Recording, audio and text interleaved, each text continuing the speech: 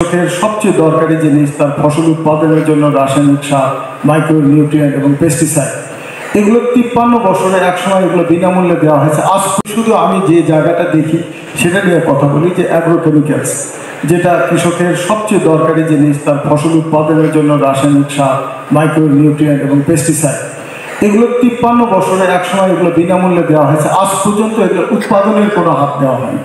আমরা যখনই এটা উৎপাদনে হাত দিয়েছি সেখানে দেখা যাচ্ছে, একটু আগে অনেক বক্তারা বলেছেন যে কন্ট্রোল এবং রেগুলেটরি ব্যারিয়ার দুইজনের বক্তব্য এসেছে।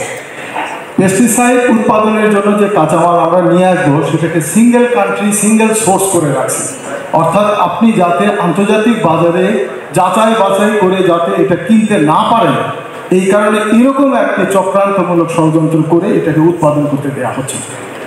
সম্প্রতিকালে আমি মাননীয় কৃষি উপদেষ্টার সঙ্গে দেখা করেছি, তিনি সাথে সাথে বলেছেন যে এটা কী করে হয়, এটা কোথায় এটা এর ঘাটতিটা।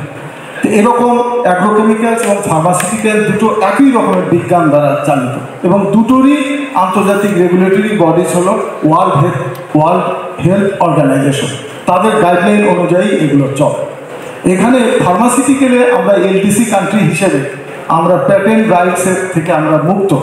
অ্যাগ্রোকেমিক্যালসও কিন্তু আইনে একই রকম আছে, কিন্তু এখানে আপনার বহুজাতিক কোম্পানি তারা প্যাটেন্টটা এখানে একচেটিয়া দেশীয় কিছু লোকের সহযোগিতা তারা এখানে সিন্ডিকেট করে এখানে কৃষককে অনেক বেশি দামে এই সমস্ত পেস্টিসাইড কিনতে বাধ্য করছে।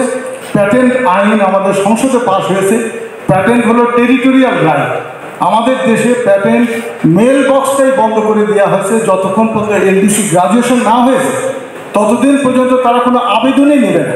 অথচ বাংলাদেশে রেগুলেটরি বডি যারা তারা এখানে সিন্ডিকেশন করে এখানে প্যাটেন্টকে বন্ধ করে রেখেছে এবং সাধারণ কৃষককে এই সমস্ত পণ্য কিনতে বাধ্য করে। জি ধন্যবাদ, সবাইকে অনেক ধন্যবাদ। আসসালামু আলাইকুম।